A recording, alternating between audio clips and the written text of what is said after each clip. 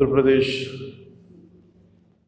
ప్రభుత్వానికి సంబంధించి కీలకమైన శాఖ పంచాయతీరాజ్ శాఖ, ఆంధ్రప్రదేశ్ వెన్నుముకి శాఖ, ప్రభుత్వ ఉద్యోగులు, అనేక సంఘాలు, వారి నాయకులు, మీరందరూ ఈ రోజున ఇక్కడికి వచ్చి నాకు అభినందనలు తెలుపుతున్నందుకు మనస్ఫూర్తిగా మీ అందరికీ పేరు పేరున నా హృదయపూర్వక ధన్యవాదాలు. మనం క్షమించాలి, కొంతమంది సంఘాల నాయకులు ఇచ్చినప్పుడు మొదటి రోజు ఛార్జ్ తీసుకున్నప్పుడు చాలామంది ఎక్కువ వచ్చేయటం వల్ల నాకు ప్రత్యేకమైన ఇబ్బంది ఉంటుంది. సో దాంట్లో మీరు సంఘాల నాయకులందరినీ కలుసుకోలేకపోయారు, దానికి క్షమించాలి. అందుకని వెంటనే నా దృష్టికి రాగానే వెంటనే మీకు ఫోన్ చేసి మీతోనే మాట్లాడినాను. అంటే నా ఉద్దేశం ఏంటంటే నిర్లక్ష్యం చేసే వ్యక్తిని కాదని చెప్పడానికి,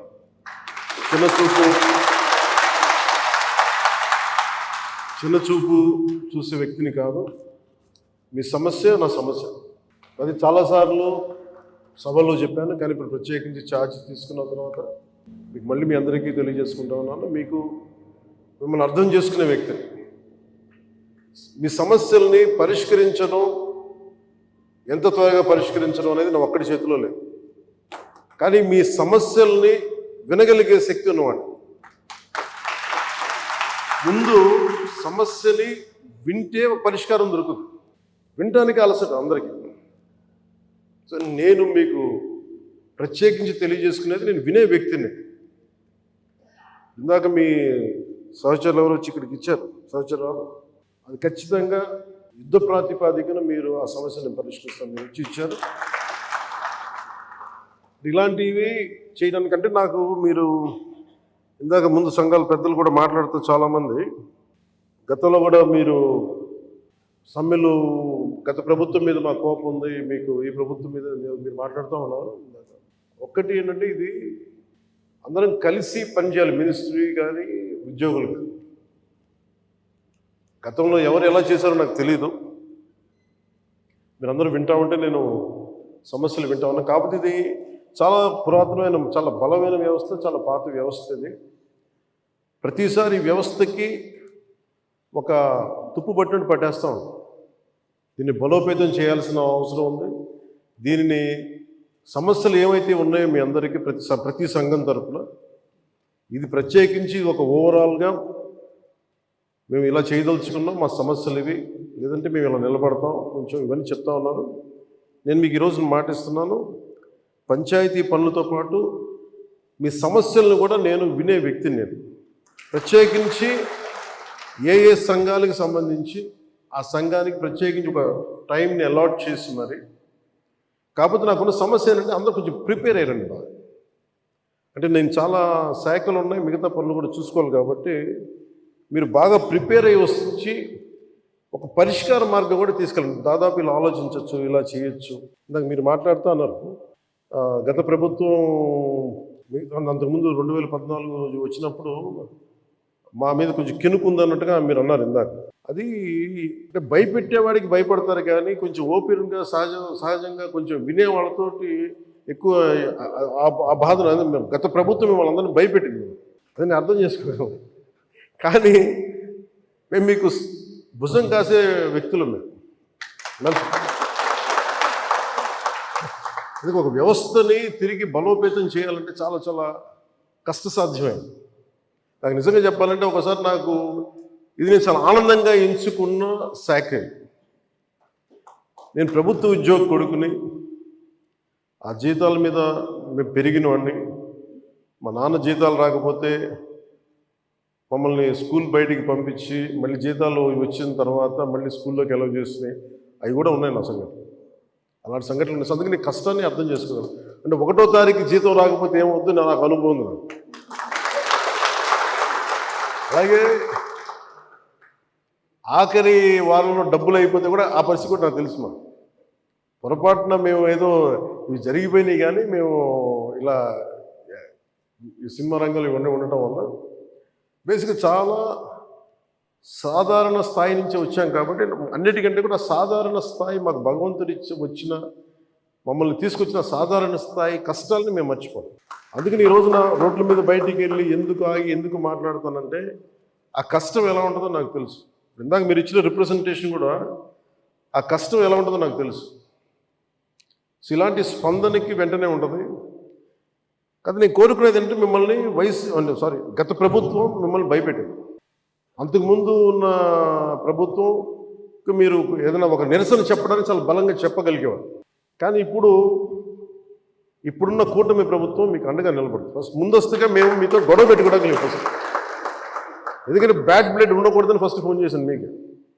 అరే వస్తే నువ్వు కలవలేదండి, నువ్వు కూర్చొని పెద్ద ఆఫీసులను కలుస్తాం, మమ్మల్ని కలవవా అనే ఒక చిన్న బాధ ఏదైనా ఉంటుంది. ఎందుకంటే నాకు తెలుసు, మా నాన్న బాధ నాకు తెలుసు. అందుకని వెంటనే ఫోన్ చేశానండి. ఆ కష్టం నాకు తెలుసు. ఇంకా నేను మీకు ఒకసారి ఏమైపోతుంది, అందరూ ఒకేసారి వచ్చేస్తే నేను మాట్లాడలేని పరిస్థితులు తప్ప మీరు 1-on-1 కూర్చొని గ్రూప్గా కూర్చుంటే మటుకు నేను చాలా మీకు ఫస్ట్ వినే వ్యక్తిని. నేను విన్న తర్వాత పరిష్కార మార్గం వెతుకుతాం. సో మీకు గత 10 రోజుల్లో గత ఛార్జ్ తీసుకున్నప్పటి నుంచి నేను రివ్యూలు చేస్తూ ఉంటే ఉన్న పరిస్థితి, మీరు ఉద్యోగాలు లేవు, లేదంటే మనకి పర్మనెంట్ చేయలేదు, లేదంటే కూర్చొని గ్రేడేషన్ మార్చాలి, లేదంటే 2003 మాకున్న ఓల్డ్ పెన్షన్ స్కీమ్ అప్లై చేయాలి, రకరకాల అనేక సమస్యలు ఉన్నాయి. వీటన్నిటినీ చాలా క్షుణ్ణంగా మీ దగ్గరతో వింటారు. కాబట్టి వీటన్నిటికీ మించి మూలం ఆర్థిక మూలం.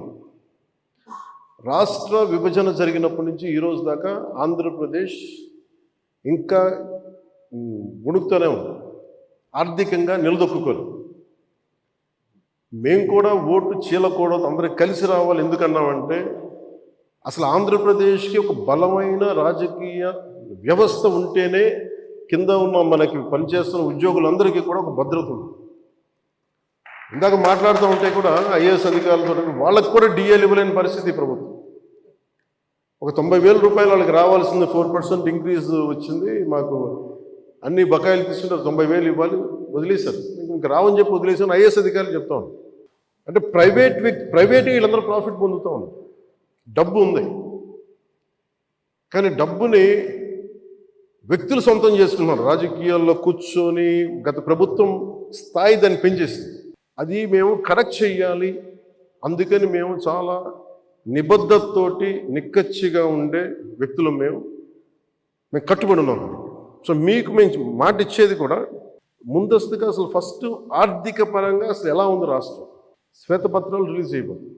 ఆర్థిక పరంగా ఎంత ఏ పరిస్థితిలో ఉంది, ప్రతి డిపార్ట్మెంట్లో ఎంత డబ్బు ఉంది, ఏ డబ్బులు ఉన్నాయి, అసలు ఏమైపోయినట్టు. ఉదాహరణకి పొద్దున ఏదో రివ్యూ చేస్తూ ఉంటే నారాయణ గారితో మాట్లాడుతూ ఉంటే ఏ పరిస్థితుల్లో ఉన్నాయి చెప్తాను. ముఖ్యంగా మన పిఆర్కి, మన పంచాయతీరాజ్ సంబంధించి 15th ఫైనాన్స్ కమిషన్ అసలు డబ్బు లేదు, మ్యాచింగ్ గ్రాంట్ ఇవ్వలేదు. దాదాపు కొన్ని వేల కోట్లు రావాల్సింది రాలేదు, 1580 కోట్లు, క్లోజ్ టు 1600 crores రావాలి.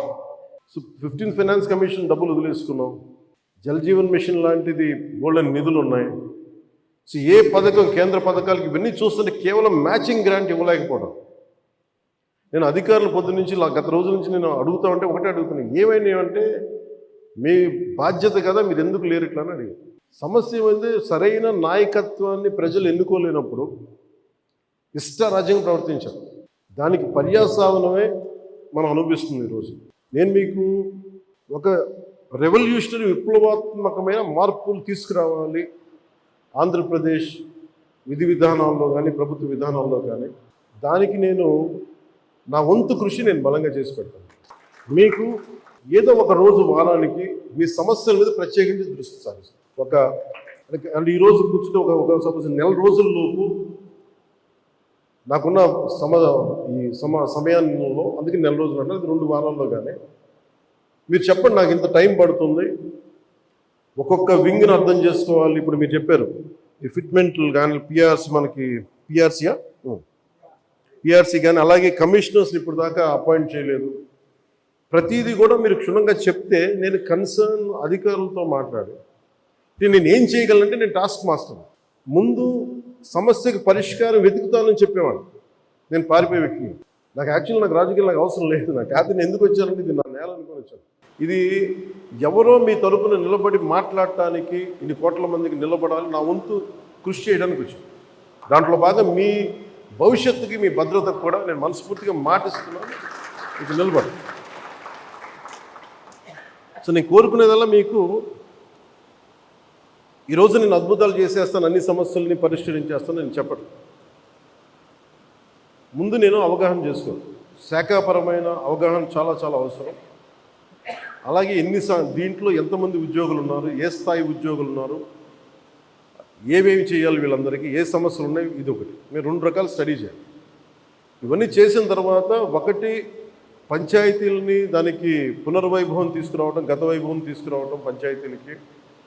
అలాగే పంచాయతీరాజ్ వ్యవస్థ నా కోరిక ఒకటే, ఈ 5 ఏళ్ల కాలంలో ఆంధ్రప్రదేశ్లో ఉన్నంత బలమైన పంచాయతీ వ్యవస్థ మనకి భారతదేశంలోనే లేదని అలాంటి సర్టిఫికేట్ తెప్పించుకోవాలని నా కోరిక. అందుకని నేను బలమైన ఆలోచన విధానంతో ఉన్నాను. కాకపోతే మీ అందరి సహకారం కూడా కావాలి. కానీ నేను ఒక్కడిని చేసేది కాదు. మీ అందరి సహాయ సహకారాలు, మీ సలహాలు, సూచనలు లేకపోతే నేను కూడా ఏం చేయను. కానీ నేను మీకు అందుబాటులో ఉంటాను. మీకు ప్రత్యేకించి మీ ఈ ముఖ్యంగా మీరు కోరుకుంటుంది అన్నిటికంటే దారుణ బాధ అనిపించింది, నెలకి జీతాలు ఇవ్వడం పక్కన పెట్టి జీతాలు పెంచాలని అడగాలి, కానీ నెలకి జీతాలు వస్తే చాలు అనుకునే 1వ తారీఖుకి జీతాలు వస్తే చాలు అనే స్థాయికి పెరిగిపోయింది. సో అభివృద్ధి అనేది లేదు, నిధులు లేవు. వీటన్నిటి మధ్యలో now governance is a great challenge for all of us. కానీ మాకేం నమ్మకం ఉందంటే పెట్టుబడులు తీసుకురాగలం, అభివృద్ధి పదంలో ముందుకు తీసుకెళ్ళగలం, ఒక ధైర్యం చాలా బలంగా ఉంది. సో మేము బలంగా మీకు చేసి నీకు నెక్స్ట్ మీటింగ్ నేను మీకు తెలియజేస్తాను, సంఘాల పెద్దలందరికీ, నాయకులందరికీ. హరిప్రసాద్ గారికి నా పొలిటికల్ సెక్రటరీ, అలాగే మన పంచాయతీరాజ్లో కూడా కొంత ఆయన సహాయం తీసుకుంటాను.